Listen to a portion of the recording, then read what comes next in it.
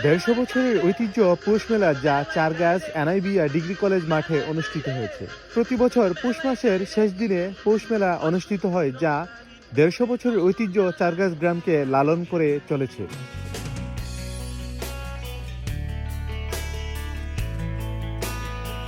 প্রতি বছর এই মেলা আমাদেরকে স্মরণ করিয়ে দেয় আমাদের বাঙালি ঐতিহ্য ও সংস্কৃতিকে। এই মেলাকে কেন্দ্র করে আশেপাশের 8 থেকে 10টি গ্রামের মানুষ আসেন, যা চারগাছ গ্রামে একটি উৎসবমুখর পরিবেশ সৃষ্টি হয়। বাঙালি হাজার বছরের ঐতিহ্য মাটির পুতুল, ঘোড়া, হাতি, গরু, ময়ূর ইত্যাদি। পরিবারের ছোট ছেলে মেয়েদের গরু, ঘোড়া, পুতুল না হলে যেন চলেই না। মেলাতে বিভিন্ন ধরনের লটারি ও রিং খেলা বেশ জনপ্রিয়। তরুণরা 10 টাকা 20 টাকার রিং কিনে তাদের পছন্দের পণ্যের উপর ছুঁড়ে মারেন।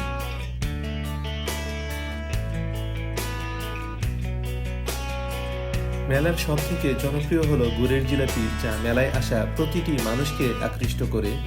গরম গরম মচমচা গুড়ের জিলাপির লোভনীয় স্বাদ যেন অমৃতকেও হার মানায়।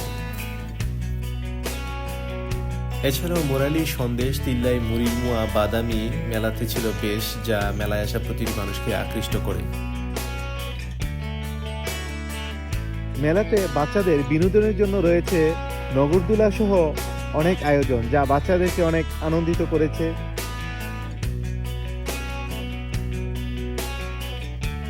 হাওয়াই মিঠাই বানিয়ে বিক্রি করার দৃশ্য মেলাতে আসা প্রতিটি মানুষকে যেন আকৃষ্ট করেছে এবং মেলার সৌন্দর্যে নতুন মাত্রা যোগ করেছে। পুরো মেলা জুড়েই ছিল বাচ্চাদের খেলনার দোকান আর মেয়েদের কসমেটিক্সের দোকান, যা মেলায় আসা প্রতিটি মেয়ে এবং বাচ্চাদেরকে খুব আকৃষ্ট করেছে। কসমেটিক্সের দোকানগুলোতে ছিল হাড্ডাহাড্ডি ভিড়। কেউ পছন্দের ব্যাগ কিনেছে, কেউ চুড়ি কিনেছে, কেউ কানের দুল, বিভিন্নভাবে বিভিন্ন কিছু কিনেছে মেলা থেকে, যা মেলাকে করেছে আরো সৌন্দর্য। মেলা জুড়ে ছিল বিভিন্ন খাবারের দোকান, ভাজাপুরি, ফুচকা, চটপটি, ঝালমুড়ি ইত্যাদির দোকান ছিল বেশ। কেউ কেউ রঙের ছাপা দিয়ে প্রিয় মানুষের নামের প্রথম অক্ষরটি হাতে লিখে নিচ্ছে। গ্রামের সাধারণ মানুষ একটি বছর অপেক্ষা করে সেই পৌষ মেলার জন্য, এবং সেই মেলাকে কেন্দ্র করে গ্রামের প্রতিটি পরিবারের মধ্যে কিন্তু একটি আনন্দমুখর পরিবেশ সৃষ্টি হয় এবং পরিবারের সবাইকে নিয়ে আসে এই মেলা উপভোগ করতে, এবং মেলা থেকে বিভিন্ন খাবারের আইটেম বা পরিবার সাজানোর আইটেম কিন্তু মেলা থেকে কিনে নিয়ে যায়।